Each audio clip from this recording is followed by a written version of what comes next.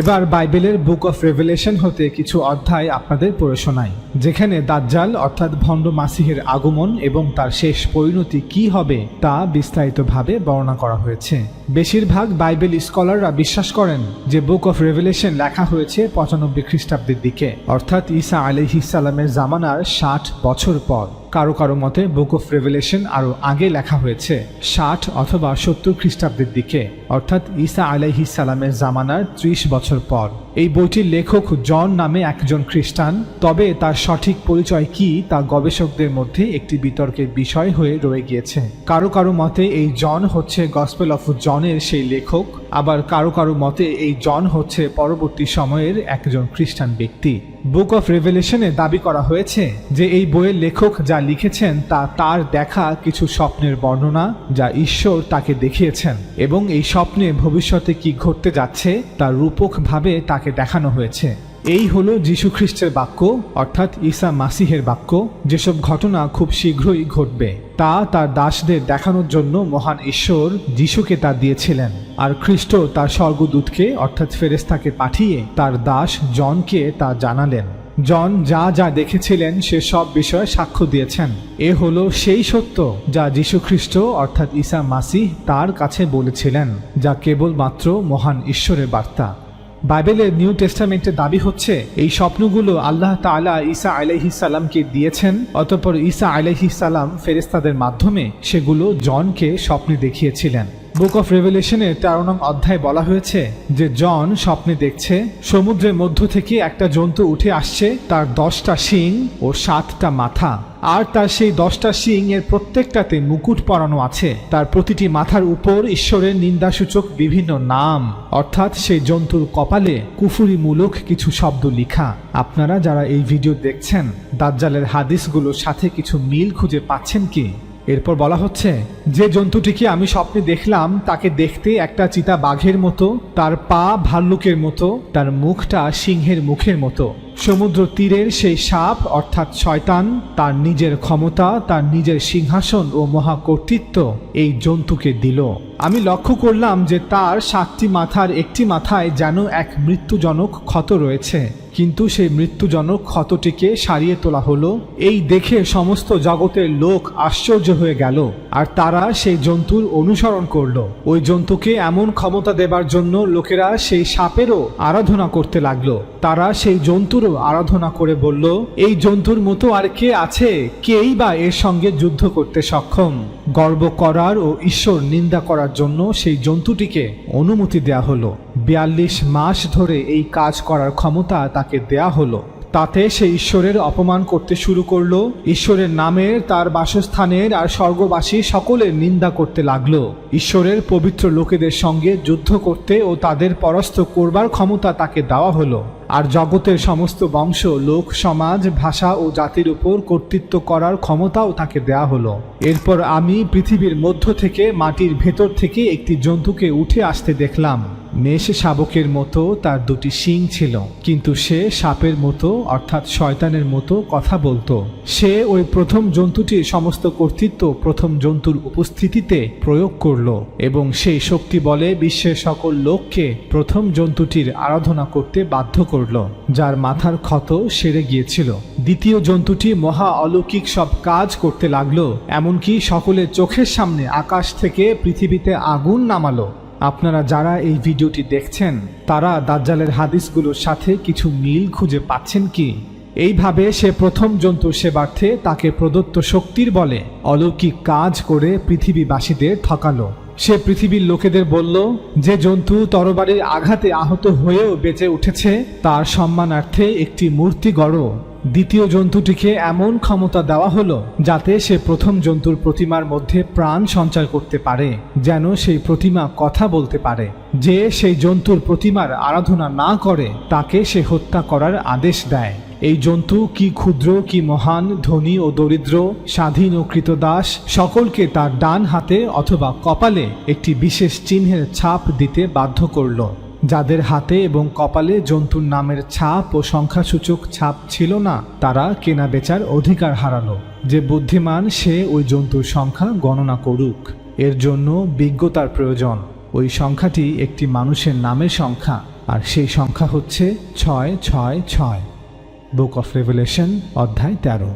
Book of রেভেলেশনের 16 নং অধ্যায় বলা হচ্ছে, আমি জন এরপর স্বপ্নে দেখলাম সেই সাপের মুখ থেকে, জন্তুর মুখ থেকে ও ভণ্ড ভাববাদীর মুখ থেকে ব্যাঙের মতো দেখতে একটি একটি করে 3টি অশুচি আত্মা বেরিয়ে এলো। সেই অপবিত্র আত্মারা ভূতের আত্মা, যারা নানা অলৌকিক কাজ করে। তারা সর্বশক্তিমান ঈশ্বরের বিরুদ্ধে মহাবিচারের দিনে যুদ্ধ করার জন্য সমস্ত জগৎ ঘুরে রাজাদের একত্রিত করল। পরে সেই অপবিত্র আত্মারা হিব্রু ভাষায় যাকে আর্মাগেডন বলে, কেনানের সেই স্থানে নিয়ে এসে রাজাদের একত্রিত করল। বুক অফ রেভেলেশনের 19 নং অধ্যায়ে বলা হচ্ছে, এরপর আমি স্বপ্নে দেখলাম যে স্বর্গ উন্মুক্ত, আর সেখানে সাদা একটা ঘোড়া দাঁড়িয়ে আছে। তার উপর যিনি বসে আছেন তার নাম বিশ্বস্ত ও সত্যময়, আর তিনি ন্যায়সিদ্ধ বিচার করেন ও যুদ্ধ করেন। আগুনের শিখার মতো যার চোখ, আর তার মাথায় অনেকগুলি মুকুট আছে। সেই মুকুটগুলির উপর এমন এক নাম লেখা আছে যার অর্থ তিনি ছাড়া অন্য আর কেউ জানে না। রক্তে ডোবানো পোশাক তার পরনে, তার নাম ঈশ্বরের বাক্য। স্বর্গের সেনাবাহিনী অর্থাৎ ফেরেশতাদের বাহিনী সাদা ঘোড়ায় চড়ে তার পেছনে পেছনে চলেছিল। ফেরেশতাদের এই বাহিনীর পরনে ছিল শুচিশুভ্র মসিনার পোশাক। একটি ধারালো তরবারি তার মুখ থেকে বেরিয়ে আসছিল, অর্থাৎ ঈসা মাসিহের মুখ থেকে বেরিয়ে আসছিল, যা দিয়ে তিনি পৃথিবীর সমস্ত জাতিকে আঘাত করবেন। লৌহ যষ্টি হাতে জাতিবৃন্দের উপর তিনি শাসক হিসেবে শাসন পরিচালনা করবেন। তার পোশাকে ও উরুতে লেখা আছে এই নাম, রাজাদের রাজা ও প্রভুদের প্রভু। অর্থাৎ প্রকৃত ঈসা মাসিহ আসমান থেকে নেমে এসেছেন নকল ভণ্ড মাসিহকে পরাভূত করার জন্য।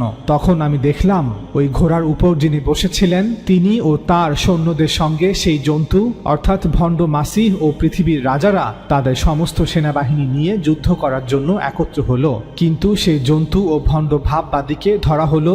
এই সেই ভণ্ড ভাববাদী যে জন্তুর জন্য অলৌকিক কাজ করেছিল। এই অলৌকিক কাজের দ্বারা ভণ্ড ভাববাদী তাদের প্রতারণা করেছিল।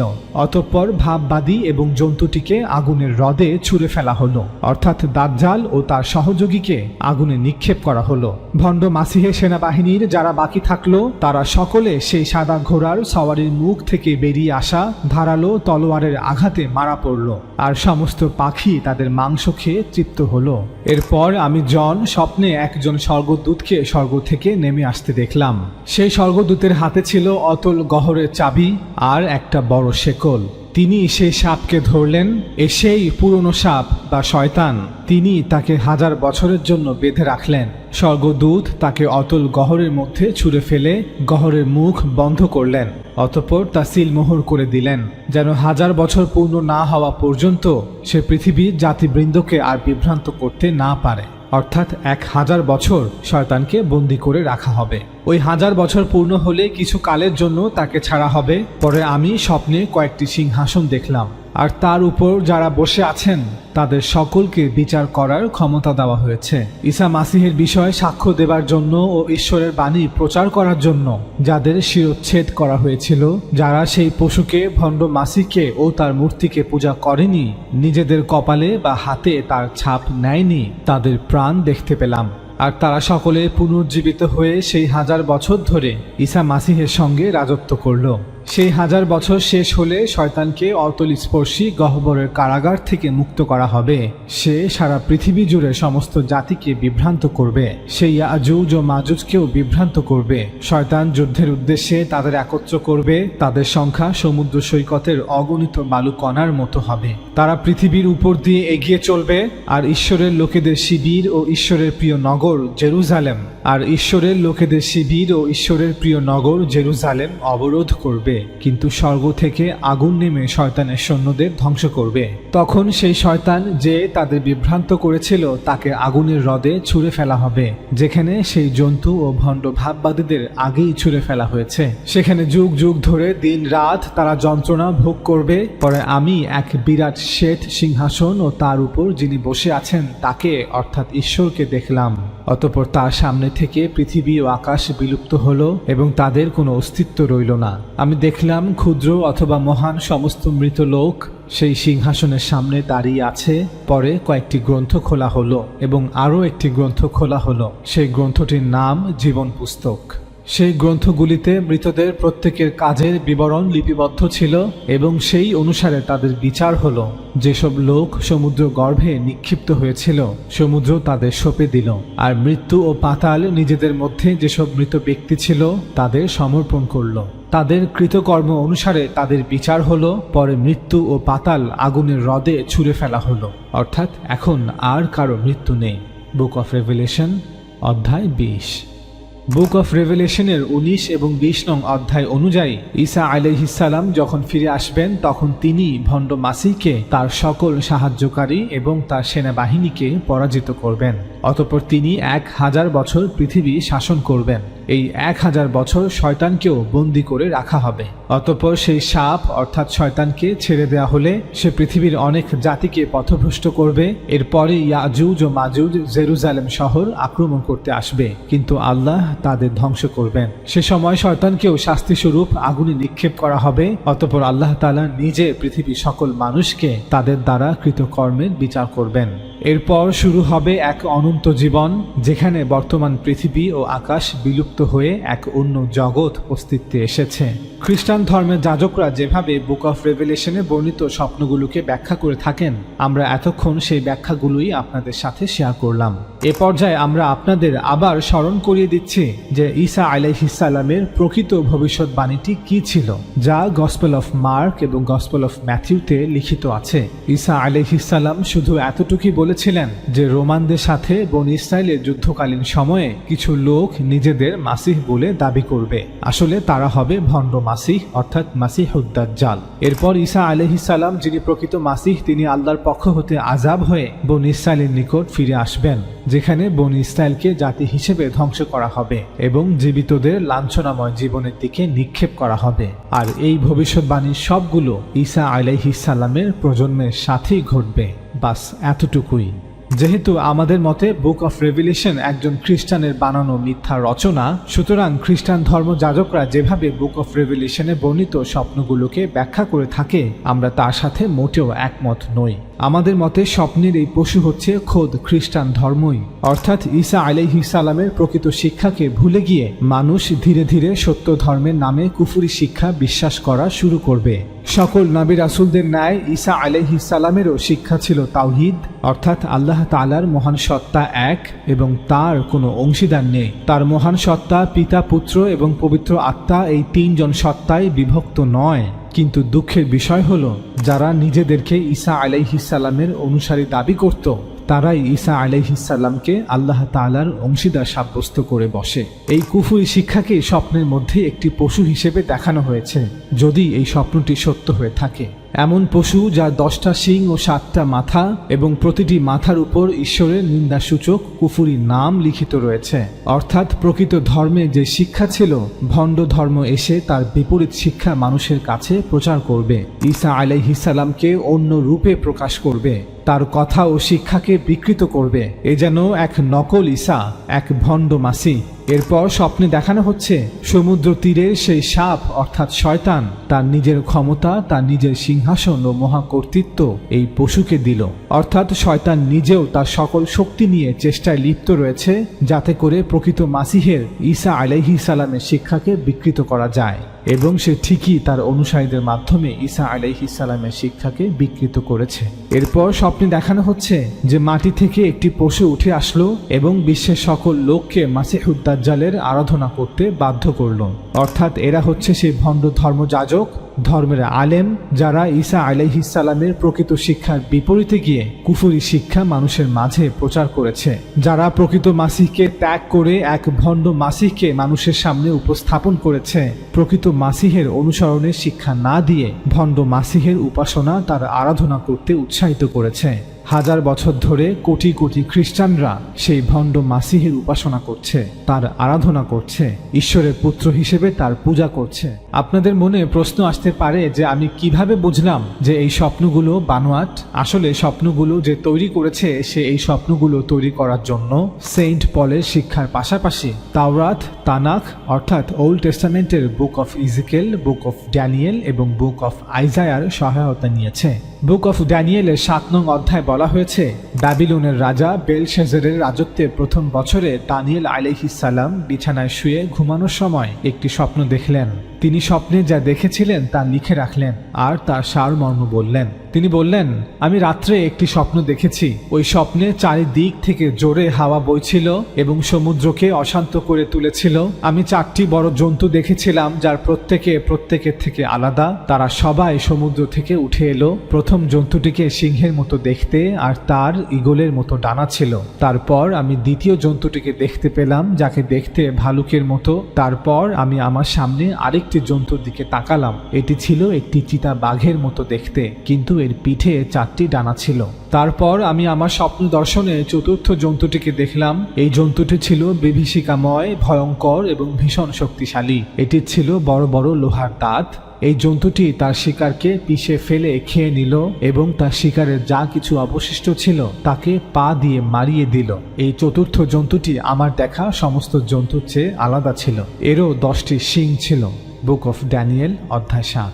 বুক অফ রেভেলেশনের লেখক তার মিথ্যা স্বপ্নের 10টি শিং বিশিষ্ট জন্তুর ধারণা বুক অফ ড্যানিয়েল থেকেই নিয়েছে। সে বুক অফ ড্যানিয়েলের 7 নং অধ্যায়ের এই কথাগুলোই কপি করে লিখেছে।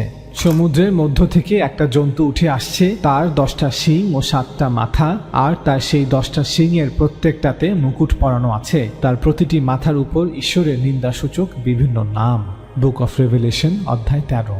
বুক অফ আইজায়ার 11 নং অধ্যায় বলা হচ্ছে, একটি ছোট গাছ যিশয়ের গোড়া থেকে বাড়বে, অর্থাৎ একটি শিশু যিশয়ের পরিবারে জন্মগ্রহণ করবে। ওই শাখাটি যিশয়ের শিকড়গুলি থেকে বাড়বে, আর প্রভুর আত্মা ওই বালকটির উপর ভর করবে। এই আত্মা বালকটিকে জ্ঞান, বুদ্ধি, পথ নির্দেশ এবং শক্তি দেবে। এই আত্মা বালকটিকে প্রভুকে জানার এবং তাকে সম্মান করার শিক্ষা দেবে। প্রভুর প্রতি সমীহ দ্বারা বালকটি অনুপ্রাণিত হবে। সে বাইরের চেহারা দিয়ে কোনো কিছুর বিচার করবে না, কোনো কিছু শোনার ভিত্তিতে সে রায় দেবে না। সে সততার সাথে দরিদ্রদের বিচার করবে এবং পৃথিবীর নম্রদের জন্য ন্যায়ের সাথে সিদ্ধান্ত দেবে। সে তার মুখের লাঠি দিয়ে পৃথিবীকে আঘাত করবে এবং তার ঠোঁটের নিঃশ্বাসে সে দুষ্টদের হত্যা করবে। বুক অফ আইজায়া অধ্যায় 11। বুক অফ আইজায়ার 49 নং অধ্যায় বলা হচ্ছে, প্রভু আমাকে তার কথা বলতে ব্যবহার করেন। তিনি আমার মুখকে ধারালো তরবারির মতো তৈরি করেছেন। তিনি আমাকে নিজের হাতে লুকিয়ে রেখে আমাকে রক্ষা করেছেন। প্রভু আমাকে একটি ধারালো তীরের মতো ব্যবহার করলেও তিনি আমাকে তার তীরের থলিতে লুকিয়ে রাখেন। বুক অফ আইজায়া অধ্যায় 49। বুক অফ রেভেলেশনের লেখক তার মিথ্যা স্বপ্নে বুক অফ আইজায়ার 11 নং এবং 49 নং অধ্যায়ের এই কথাগুলোই কপি করে লিখে, এরপর আমি দেখলাম স্বর্গ উন্মুক্ত, আর সেখানে সাদা একটা ঘোড়া দাঁড়িয়ে আছে। তার উপর যিনি বসে আছেন তার নাম বিশ্বস্ত ও সত্যময়, আর তিনি ন্যায় সিদ্ধ বিচার করেন ও যুদ্ধ করেন। একটি ধারালো তরবারি তার মুখ থেকে বেরিয়ে আসছিল, যা দিয়ে তিনি পৃথিবীর সমস্ত জাতিকে আঘাত করবেন। লৌহযষ্ঠী হাতে জাতিবৃন্দের উপর তিনি শাসন পরিচালনা করবেন। বুক অফ রেভেলেশন অধ্যায় 19। বুক অফ ইজিকেলের 39 নং অধ্যায় বলা হয়েছে, হে মনুষ্য সন্তান ইজিকেল, আমার হয়ে গোগের অর্থাৎ ইয়াজুজের বিরুদ্ধে কথা বলো। বলো, প্রভু আমার সদা প্রভু বলেন, হে গোগ, ইয়াজুজ, তুমি মেশক ও তুবলের গুরুত্বপূর্ণ নেতা, কিন্তু আমি তোমার বিরুদ্ধে। আমি তোমাকে বন্দী করে ফেরত আনবো। আমি তোমায় সুদূর উত্তর থেকে ইসরায়েলের পর্বতের বিরুদ্ধে যুদ্ধ করতে আনবো। তুমি ইসরায়েলের পর্বতে নিহত হবে। তুমি তোমার সেনা দল এবং তোমার সঙ্গে সমস্ত লোকজন যুদ্ধে নিহত হবে। আমি তোমাকে সব রকমের পাখি ও বন্য পশুদের খাদ্য হিসেবে দেব। তোমাকে খোলা মাঠে হত্যা করা হবে। এ কথা আমি বলেছি। প্রভু আমার সদা প্রভুই এই কথা বলেছেন। ঈশ্বর বলেছেন, আমি মাগোগ অর্থাৎ মাজুজ ও সমুদ্রের উপকূলে বসবাসকারী সমস্ত লোকেদের উপরে আগুন পাঠাবো। তারা মনে করে যে তারা নিরাপদে আছে, কিন্তু তারা জানবে যে আমি প্রভু। আমি আমার পবিত্র নাম ইসরায়েলে জ্ঞাত করব। আমি তাদের দ্বারা আমার নাম আর অপবিত্র হতে দেব না। জাতিগণ জানবে যে আমি প্রভু, আমি ইসরায়েলের পবিত্র একজন। দেখো, সে সময় আসছে যখন তা সিদ্ধ হবে। প্রভুই এইসব কথা বলেছেন। সেই দিনের কথাই আমি বলছি। ঈশ্বর বলেন, সেই সময় আমি গোগকে অর্থাৎ মাজুজকে কবর দেবার জন্য ইসরায়েলে একটি স্থান বেছে নেব। পথিকদের উপত্যকায় যে স্থান মৃত সাগরের পূর্ব দিকে অবস্থিত, সেখানে তাকে কবর দেওয়া হবে। তা পথিকদের পথ অবরোধ করবে, কারণ গোগ, ইয়াজুজ ও তার সেনাদল সেই স্থানে কবরস্থ হবে।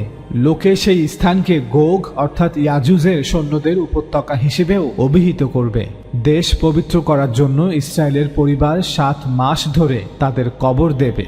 দেশের সাধারণ লোক ওই সব শত্রু সেনাদের কবর দেবে। ঈশ্বর বলেন, কর্মীরা সমস্ত দিন ধরে ওই মৃত সৈন্যদের কবরস্থ করবে যাতে দেশ পবিত্র হয়। ওই কর্মীরা 7 মাস ধরে পরিশ্রম করবে, পরে মৃতদেহের জন্য এদিক ওদিকে অনুসন্ধান করবে। সেই সব কর্মীরা খুঁজতে খুঁজতে এধারে ওধারে যাবে। তাদের মধ্যে কেউ যদি এক টুকরো অস্থি দেখে তবে তার ধারে চিহ্ন দিয়ে রাখবে, যতক্ষণ পর্যন্ত না কবর খোঁড়ার লোক এসে ইয়াজুজ সেনাদের উপত্যকায় তা কবর না দেয়, সেই পর্যন্ত সেই চিহ্ন দেওয়া থাকবে।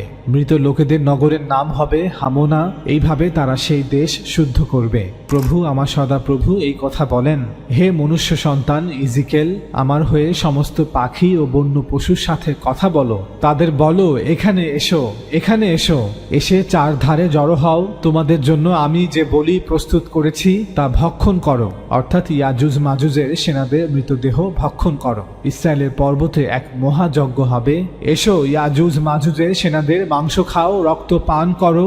তোমরা বন্য পাখি ও বন্য পশুরা বলবান সৈন্যদের দেহ হতে মাংস খাবে ও পৃথিবীর নেতাদের রক্ত পান করবে। তারা সকলে, অর্থাৎ এই মৃতদেহগুলো তোমাদের জন্য যেন বাসনের পাঠা, মেষ শাবক, ছাগল ও মোটাসোটা ষাঁড়। তোমরা বন্য পাখি ও বন্য পশুরা যতটা চাও ততটাই চর্বি খেতে পারো, পূর্ণ না হওয়া পর্যন্ত রক্ত পান করতে পারো। আমি তোমাদের জন্য যে বলি হনন করেছি তা তোমরা খাবে ও পান করবে। বুক অফ ইজিকেল অধ্যায় 38 এবং 39। বুক অফ রেভেলেশনের লেখক তার মিথ্যা স্বপ্নে বুক অফ ইজিকেলের 38 এবং 39 নং অধ্যায়ের এই কথাগুলোই কপি করে লিখেছে। দাজ্জালের সেনাবাহিনীর যারা বাকি থাকলো তারা সকলে ওই সাদা ঘোড়ার সওয়ারির মুখ থেকে বেরিয়ে আসা ধারালো তলোয়ারের আঘাতে মারা পড়ল।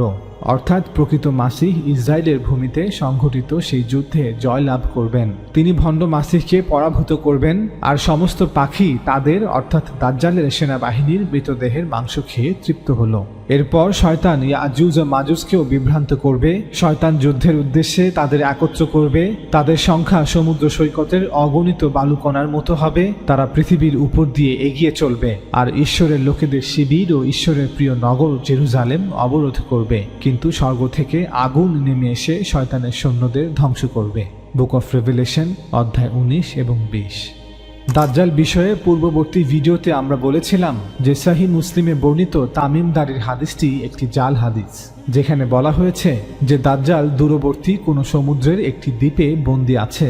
আমরা এটাও বলেছিলাম যে যেহেতু তামিম আদ-দারি রাদিয়াল্লাহু তাআলা আনহু একজন ফিলিস্তিনি অধিবাসী ছিলেন, তাই হয়তো তিনি এই ঘটনাটি সিরিয়া এবং ফিলিস্তিনের কোনো খ্রিস্টান গল্পকারের থেকে শুনেছেন এবং কোনো এক সময় তিনি তা বর্ণনাও করেছেন, কিন্তু পরবর্তীতে তাবেঈ বা তাবেঈরা এই গল্পটিকে ভুলবশত একটি হাদিস হিসেবে প্রচার করেছেন। আমাদের মতে বুক অফ রেভেলেশনের 13 নং অধ্যায়ের কারণেই তৎকালীন সিরিয়া এবং ফিলিস্তিনের খ্রিস্টান সমাজে এই গল্পটি প্রচলিত ছিল যে দাজ্জাল ভূমধ্য সাগরের দূরবর্তী কোনো সমুদ্রের একটি দ্বীপে বন্দী আছে। কারণ বুক অফ রেভেলেশনের 13 নং অধ্যায় বলা হচ্ছে যে সমুদ্রের মধ্য হতে একটা জন্তু অর্থাৎ দাজ্জাল ভণ্ড মাসিহ তীরে উঠে আসছে। সমুদ্র থেকে উঠে আসছে অর্থাৎ সে ভূমধ্য সাগরের কোনো একটি দ্বীপে বন্দী ছিল, এখন সাগর পাড়ি দিয়ে ফিলিস্তিন ভূমিতে এসেছে। আর এভাবেই একটি খ্রিস্টান বিশ্বাস হাদিসের কিতাবে রাওয়ায়াত হিসেবে লিপিবদ্ধ হয়েছে।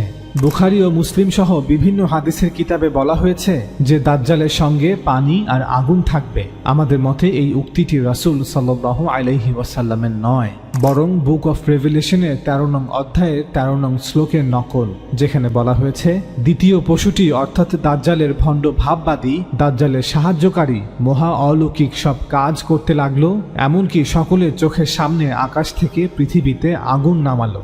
এইভাবে সে প্রথম পশুর অর্থাৎ দাজ্জালের সেবার্থে তাকে প্রদত্ত শক্তির বলে অলৌকিক কাজ করে পৃথিবীবাসীদের ঠকালো। বুক অফ রেভেলেশন অধ্যায় 13 শ্লোক 13। বুখারী ও মুসলিম সহ বিভিন্ন হাদিসের কিতাবে বলা হয়েছে যে দাজ্জালের 2 চোখের মাঝখানে অর্থাৎ তার কপালে কাফি শব্দটি লিপিবদ্ধ থাকবে। আমাদের মতে এই উক্তিটি রাসূল সাল্লাল্লাহু আলাইহি ওয়াসাল্লামের নয়, বরং বুক অফ রেভেলেশনের 13 নং অধ্যায়ের প্রথম শ্লোকের নকল, যেখানে বলা হয়েছে এরপর আমি দেখলাম সমুদ্রের মধ্য থেকে একটা পশু অর্থাৎ দাজ্জাল উঠে আসছে, তার 10টা শিং ও 7টা মাথা, আর তার সেই 10টা শিংয়ের প্রত্যেকটাতে মুকুট পরানো আছে। তার প্রতিটি মাথার উপর অর্থাৎ দুই চোখের মাঝখানে কপালে ঈশ্বরের নিন্দাসূচক বিভিন্ন নাম অর্থাৎ কুফুরিমূলক কিছু শব্দ লেখা আছে। চলুন এবার আপনাদের সাথে বুক অফ রেভেলেশনের এই মিথ্যা স্বপ্নগুলোর আমার করা একটি নতুন ব্যাখ্যা শেয়ার করি। আমাদের মতে স্বপ্নের এই পশু হচ্ছে খোদ খ্রিস্টান ধর্মই, অর্থাৎ ঈসা আলাইহিস সালামের প্রকৃত শিক্ষাকে ভুলে গিয়ে মানুষ ধীরে ধীরে সত্য ধর্মের নামে কুফরি শিক্ষা বিশ্বাস করা শুরু করবে। সকল নবী রাসূলদের ন্যায় ঈসা আলাইহিস সালামেরও শিক্ষা ছিল তাওহীদ, অর্থাৎ আল্লাহ তাআলার মহান সত্তা এক এবং তার কোনো অংশীদার নেই। তার মহান সত্তা পিতা, পুত্র এবং পবিত্র আত্মা এই তিনজন সত্তায় বিভক্ত নয়। কিন্তু দুঃখের বিষয় হলো যারা নিজেদেরকে ঈসা আলাইহিস সালামের অনুসারী দাবি করত তারাই ঈসা আলাইহিস সালামকে আল্লাহ তাআলার অংশীদার সাব্যস্ত করে বসে। এই কুফরি শিক্ষাকে স্বপ্নের মধ্যে একটি পশু হিসেবে দেখানো হয়েছে। যদি এই স্বপ্নটি সত্য হয়ে থাকে, এমন পশু যার 10টা শিং ও 7টা মাথা এবং প্রতিটি মাথার উপর ঈশ্বরের নিন্দাসূচক কুফরি নাম লিখিত রয়েছে, অর্থাৎ প্রকৃত ধর্মে যে শিক্ষা ছিল ভণ্ড ধর্ম এসে তার বিপরীত শিক্ষা মানুষের কাছে প্রচার করবে, ঈসা আলাইহিস সালামকে অন্য রূপে প্রকাশ করবে, তার কথা ও শিক্ষাকে বিকৃত করবে। এ যেন এক নকল ঈসা, এক ভণ্ড মাসিহ।